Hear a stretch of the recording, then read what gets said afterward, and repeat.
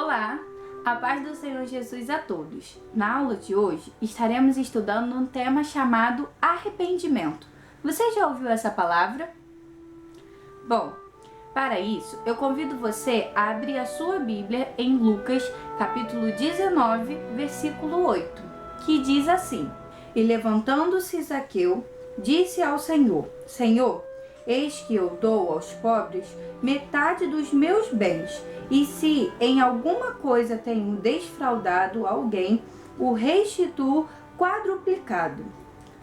Antes da gente conhecer mais sobre Zaqueu e como tudo isso aconteceu, eu convido você a fechar os seus olhos e orar junto comigo. Vamos lá? Pai nosso que estás no céu, santificado seja o teu nome, venha a nós o teu reino, e seja feita a tua vontade, assim na terra como nos céus. O pão nosso de cada dia nos dai hoje. Perdoa as nossas dívidas, assim como nós perdoamos aos nossos devedores. Não nos deixe cair em tentação, mas livra-nos do mal, porque teu é o reino, o poder e a glória para todo sempre. Amém. Agora sim, iremos conhecer mais sobre a história de Zaqueu e o exemplo que está escrito na Bíblia sobre arrependimento. Vamos lá?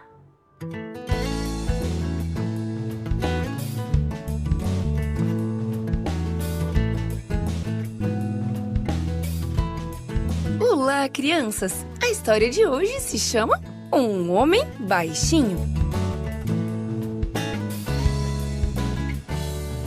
O verso para decorar está no livro de Lucas, capítulo 19, verso 8, e diz: Senhor, estou dando a metade dos meus bens aos pobres. A mensagem é: demonstro o amor de Deus quando corrijo os meus erros. Você já foi assistir um desfile ou jogo e não conseguiu ver o que estava acontecendo? Talvez seu pai tenha colocado você sobre os ombros. Se isso já aconteceu, você pode imaginar como Zaqueu se sentiu ao encontrar-se atrás de uma multidão. Zaqueu morava em Jericó. Ele tinha uma das maiores casas da cidade. Ele era muito rico, mas ninguém gostava dele, porque ele enganava as pessoas e ficava com o dinheiro delas. Todos sabiam disso, mas ninguém podia fazer nada. Zaqueu era o chefe dos cobradores de impostos para os romanos. E os romanos não se importavam com o que ele fazia, desde que eles lhe dessem o devido dinheiro de imposto. Por isso, Zaqueu dizia às pessoas que os impostos tinham aumentado. Ele cobrava mais do que era devido para que pudesse guardar um pouco para si. Certo dia, Zaqueu ouviu dizer que Jesus estava indo a Jericó. Ele já tinha ouvido muito sobre Jesus. Soube que ele curava doentes, paralíticos e cegos. Algumas pessoas até diziam que ele ressuscitava outros.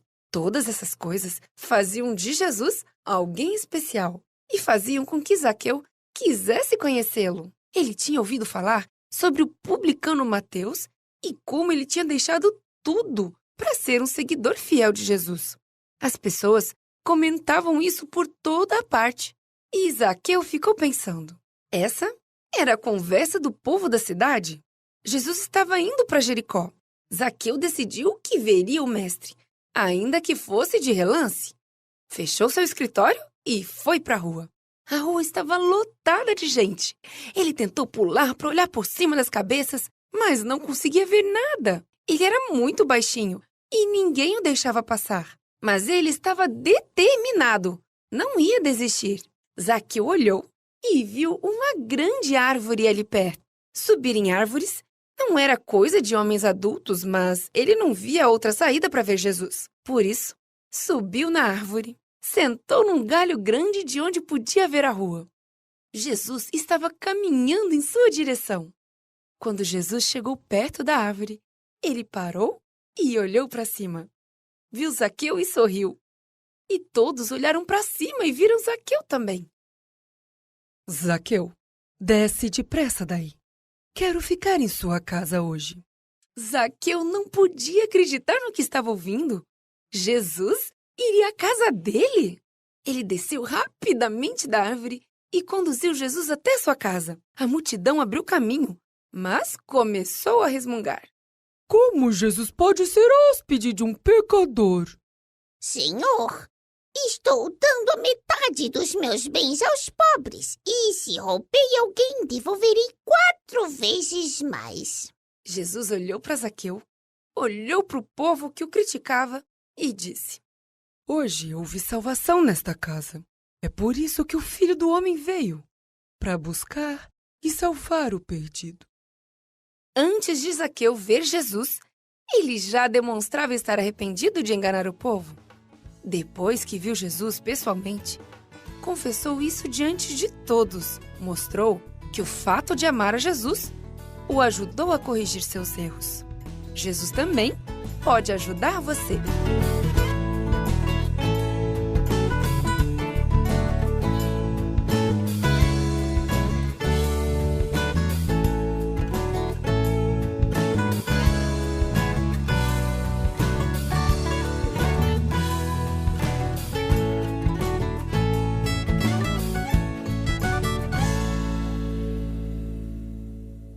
Que bom, né? Aprendemos muito com o exemplo de Zaqueu, que teve um coração arrependido e se voltou para Cristo. Abra sua Bíblia em Lucas, capítulo 24, versículo 46 ao 48, que diz assim: E disse-lhes assim, está escrito, e assim convinha que o Cristo padecesse e ao terceiro dia ressuscitasse dos mortos, e em seu nome se pregasse o arrependimento e a remissão dos pecados em todas as nações, começando por Jerusalém. E dessas coisas sois vós testemunhas. Então, aqui podemos entender que o Senhor Jesus é quem garante o perdão dos nossos pecados. Mas para isso, nós precisamos nos arrepender. Abra sua Bíblia em Atos, capítulo 3, versículo 19. Arrependei-vos, pois, e convertei-vos, para que sejam apagados os vossos pecados.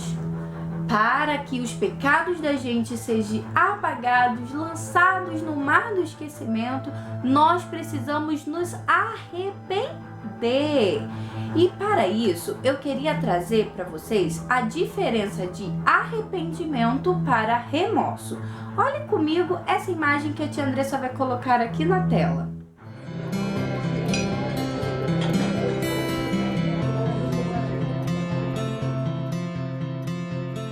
E aí, gente boa, tudo bem? Hoje nós vamos conversar sobre a diferença entre arrependimento e remorso.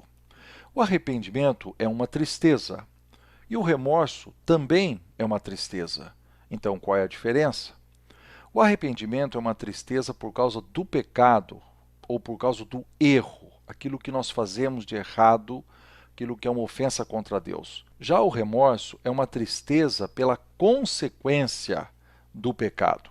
Essa é a definição. Deixa eu dar um exemplo. O aluno, por exemplo, não estudou, mas ele só fica triste quando ele não passa no exame. Tá vendo? Não estudar é o erro, mas ele só está triste pela consequência. Ou então nós estamos dirigindo e nós passamos pelo semáforo vermelho, mas quando a gente leva a multa, aí sim nós ficamos tristes. Isso é remorso e não arrependimento. Ou, por exemplo, na vida profissional, o chefe de telefone diz: você já fez o relatório? Você fala: estou quase terminando.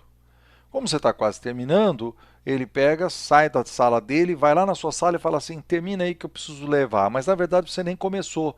Então você está triste porque você foi pego, não porque você deixou de fazer ou mentiu. Então aí existe essa tristeza toda.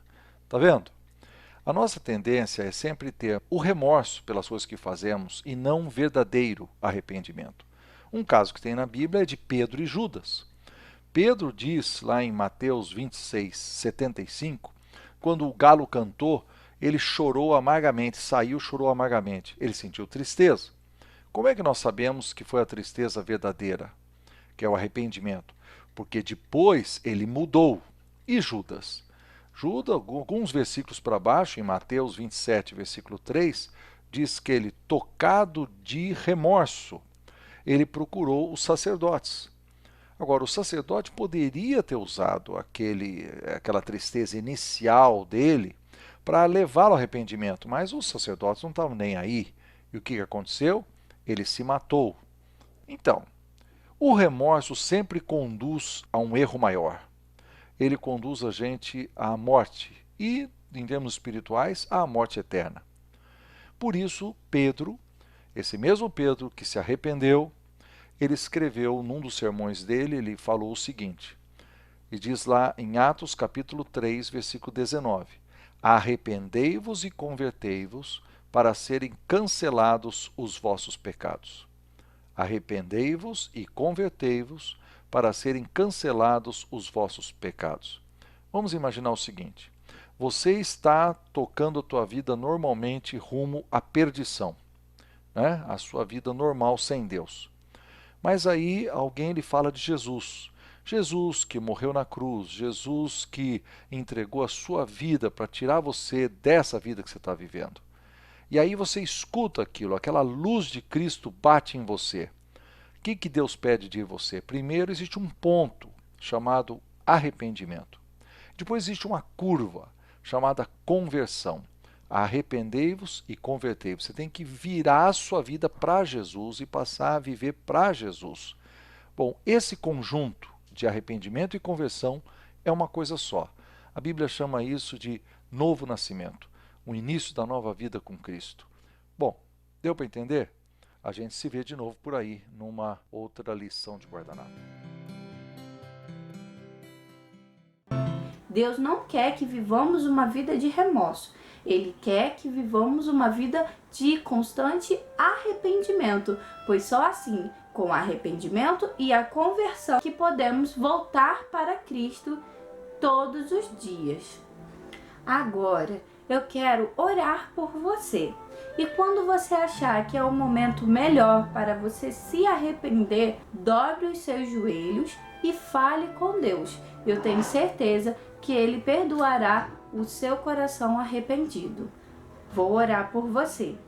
Vamos lá? Senhor Jesus, muito obrigado pelos teus ensinamentos. Eu oro por cada um que agora está me ouvindo. Que o Senhor possa confortar os corações que estão arrependidos nesse exato momento. E que se ainda há algum coração que precisa buscar o perdão em Ti, mas ainda não tenham o arrependimento, eu convido o Espírito Santo para que se faça presente na vida dessa pessoa e ela sim possa conquistar em Ti o perdão para os seus pecados. Que cada um venha guardar em sua mente, ó Deus, que o arrependimento precisa ser uma prática do cristão. Nós precisamos viver uma vida de constante arrependimento e conversão, pois só assim estaremos caminhando cada vez mais para próximos de Ti. Eu entrego a minha vida em Tuas mãos e a vida de todos aqueles que estão me ouvindo agora. E que cada um venha encontrar o seu momento de oração para falar contigo em arrependimento dos seus pecados. Eu oro a Ti, em nome do Senhor Jesus. Amém. Se arrepender não é algo que tenha que causar vergonha. O arrependimento, diante dos olhos de Deus, é uma das atitudes mais lindas do servo do Senhor Jesus. Se você é um servo do Senhor Jesus, você precisa ter o seu coração arrependido, não guardar mágoas, não achar que está certo em tudo, mas sempre voltar para aquilo que o Senhor Jesus tem nos ensinado. E que a paz do Senhor Jesus esteja com você e toda a sua família.